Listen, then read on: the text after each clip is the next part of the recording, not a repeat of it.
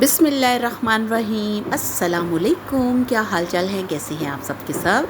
मैं हूँ शाज़िया और आप देख रहे हैं मेरा चैनल शाज़िया की बातें। आज मेरे किचन में बन रहा है वाइट पुलाव, बहुत ही मज़ेदार, बहुत ही यमी। तो चलिए स्टार्ट करते हैं। मैंने लिया है इसके लिए चिकन, और चिकन है मेरे पास 1.5 kg, जिसको अच्छी तरह धो लिया है। और ये एक पतीली के अंदर मैंने पानी बॉयल होने के लिए रख दिया था। जैसे ही पानी बॉयल हुआ तो हम इसके अंदर डालेंगे चिकन, और सबसे पहले हम तैयार करेंगे वाइट पुलाव की यखनी। जी हाँ, मैं आज वाइट पुलाव जो बना रही हूँ, यखनी वाला पुलाव।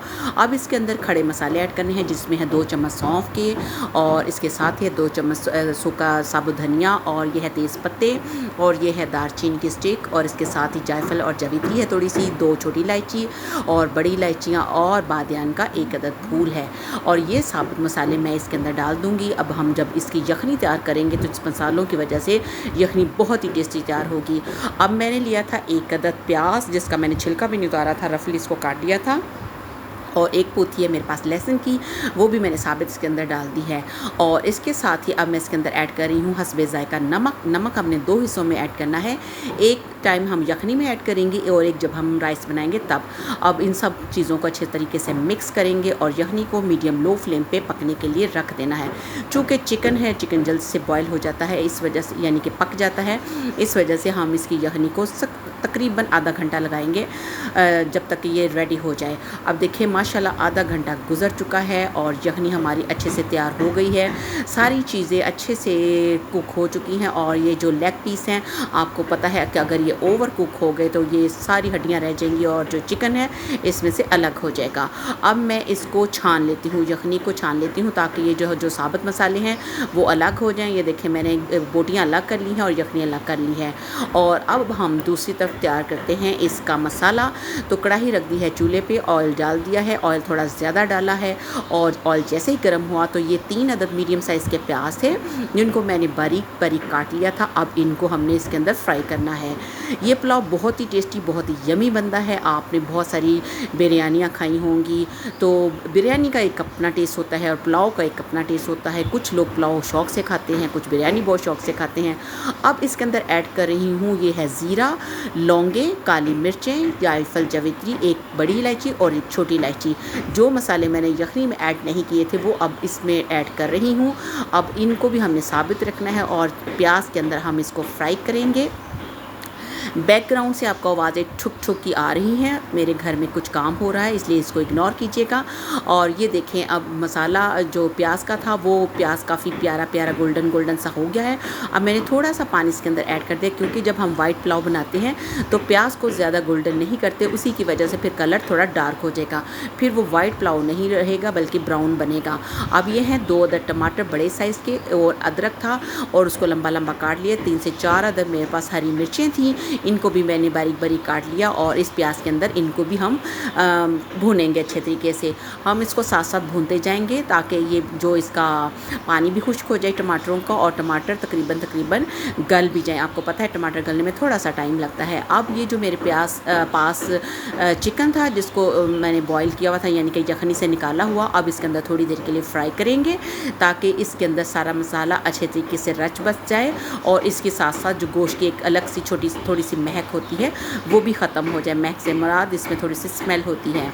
अब ये थे, अब इसके अंदर मैं 3 से 4 अदद चम्मच ऐड कर रही हूँ दही के। दही आजकल आपको पता है कि गर्मी काफ़ी ज़्यादा है, इसलिए ये ज़्यादा लिक्विड हो गया है। तो अब इसको दही डालने से इससे ये होगा कि जो हम राइस यानी कि पुलाव बनेगा वो बहुत जूसी बनेगा, और इसके अंदर जो टेस्ट आएगा वो बहुत ही यमी टेस्ट आएगा।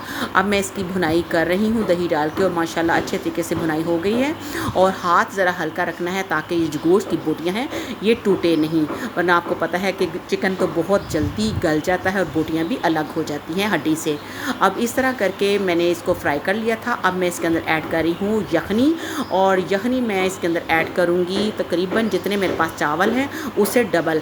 अब मैंने लिए हैं 1 kg राइस, उस हिसाब से मैं इसके अंदर तकरीबन यानी कि डबल पानी ऐड करूँगी। अब पानी ऐड करने के बाद अब इसके अंदर एक दफ़ा फिर नमक चेक करना है, क्योंकि हमने यखनी के अंदर ऐड किया था तो वो थोड़ा कम था।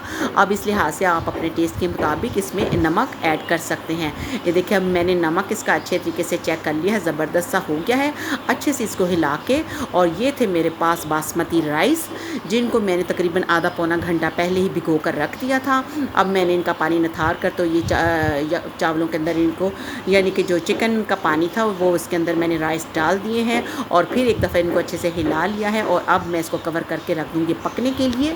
माशाल्लाह से ज़बरदस्त से हमारे राइस तैयार हो रहे हैं, यानी कि यखनी वाइट पुलाव। अब इसको एक दफ़ा फिर चेक कर लेते हैं। ये देखिए काफ़ी हद तक जो पानी है वो ड्राई हो चुका है। अब इसको एक चम्मच एक दफ़ा फिर हिला लेंगे ताकि सारा जो चीज़ें हैं अच्छे तरीके से उनमें मसाला भी रच बस जाए और हर चीज़ों को अच्छे से हिला लें ताकि एक ही जगह पे ये बैठी ना रह जाएं। और आपको पता है जब चावल बनाते हैं तो ज़्यादा चम्मच नहीं हिलाते वरना चावल टूट जाते हैं। और इस तरह हिलाने के बाद अब मैं इनको दम पे रख देती हूँ और दम पे मैं रखूँगी तकरीबन 10 मिनट तक लो फ्लेम पे। ये मुझे बाद में याद आया कि मेरे पास फ्राई प्याज था, ये अब मैं इसके ऊपर डाल दूँगी। इससे जो चावलों का टेस्ट है वो बहुत ही मज़े का आता है, बहुत ही शानदार और बहुत ही लाजवाब। ये फ्राई मैंने प्याज करके रखा हुआ था और एक मुट्ठी भर के मैंने इसके ऊपर डाल दिया है। और अब मैंने इसको दोबारा से दम पे रख दिया है चावलों को।